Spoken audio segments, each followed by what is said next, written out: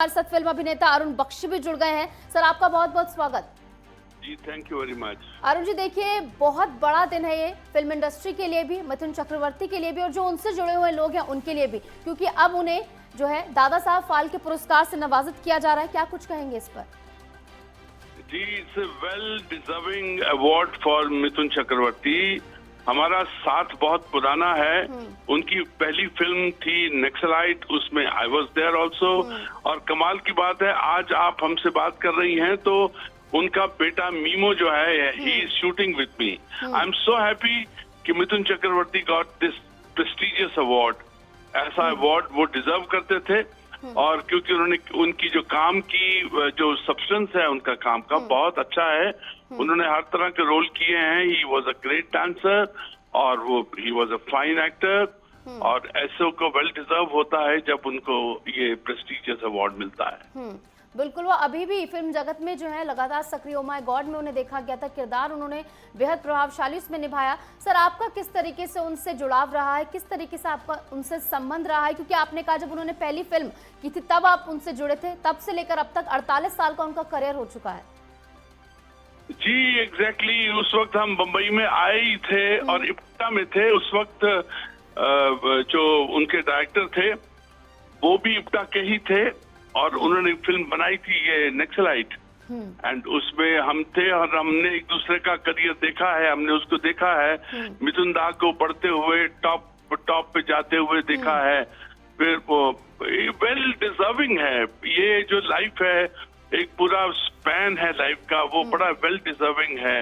उन्होंने अपने ऊपर बहुत मेहनत की है। फ्रॉम रैग्स टू रिचेस से उनका है। फिर शिफ्टेड टू ऊटी, वहाँ उन्होंने होटल बनाया, वहाँ पे रहे, लेकिन शूटिंग वालों को वहाँ पे भी बुलाते थे और हमने वहाँ बहुत बार गए हैं, शूट किया है। He is a self made man, self made है, a wonderful actor, great dancer, all the qualities he has. He is a nice human being also. ये 3-4 चीजें जब आती हैं तो यू फील गुड कि एक डिजर्विंग कैंडिडेट को एक अच्छा अवार्ड मिला है।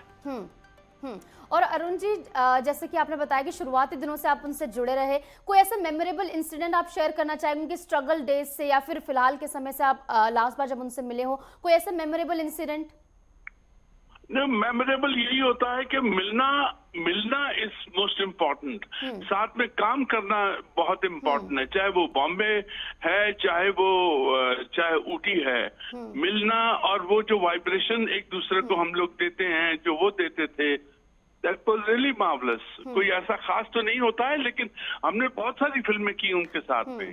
प्रोफेशनल रैपो भी है, सोशल रैपो भी है, और एक एडमिरेशन भी है कि ही डिजर्व्स एडमिरेशन, बिकॉज उनकी बॉडी जो है, काम करने की जो सब्सटेंस है, वो बहुत अच्छा है। और एक लंबे वक्त में उनकी कार्यशैली कैसी रही है, जैसे शुरुआत से लेकर अब तक? Hardcore professional. He was a hardcore professional till today also, and never say die. उनकी लाइफ में बहुत सारी आंधी आई, तूफान आए, चले गए, लेकिन वो सरवाइव किए। वो सरवाइव किए क्योंकि आसपास के और भी बड़े ग्रेट एक्टर्स थे, but he survived, fittest to survive, and he is a fine actor also. जो अच्छा सही एक्टर है, एक सही बंदा है, तो उसको काम मिलता रहता है। और ये बहुत अच्छी बात है। At the fag end of 48 years, he is getting such huge, wonderful, prestigious award. बिल्कुल। और जिस तरीके से उन्हें पहले भी पद्म भूषण से भी नवाजित किया जा चुका, आगे भी कई और अवार्ड उन्हें मिल सकते हैं। क्यों नहीं मिलने चाहिए? बिकॉज क्या है कि ऐसे आइडल को अवार्ड मिलने चाहिए। उन्होंने अपनी जिंदगी जो है, अब देखिए, 48 साल, 50 साल, is a half century. Century का 50 years है। या it is more than half century. उन्होंने काम किया है, और हमारी सरकार भी अच्छी है। सरकार देती है उनको अवार्ड जो डिजर्व करते हैं। It's really marvellous. बिल्कुल। और इसी को देखते हुए उन्हें पद्म भूषण के बाद अब दादा साहब फाल्के पुरस्कार से जो है नवाजित किया जाएगा। और जैसे कि हमने जिक्र किया कि 48 साल, जितनी बार इसका जिक्र किया जाए वो कम सा ही लगता है। कौन कौन सी फिल्म आपके सर फेवरेट रही है मिथुन चक्रवर्ती की, अगर बात करें 48 साल के करियर में? मेरे उनके साथ काफी फिल्में थी। एक गुरु फिल्म थी, एक हिटलर फिल्म थी। There are so many films man. अभी पीछे मुड़ के देखो तो एक कतार की कतार एक भीष्मा थी। कभी हम अच्छे थे, कभी बुरे थे, but he was hero. He was through out the life he was hero. चाहे वो बच्चन जी के साथ में थे तो भी हीरो थे। Wonderful actor. लेट्स एक अच्छी तरह से उनको ट्रिब्यूट दिया है। और सर जब आपकी तुम्ही ज्या आखिरी व्यक्तीशी मुलाकात बोलत उनसे हुई आहात हो, त्याने तुमच्या कॉलला ठीक है अरुण जी, सर बहुत बहुत शुक्रिया हमारे साथ जुड़ने के लिए। तो जिस तरीके से बड़ा दिन है फिल्म जगत के लिए, क्योंकि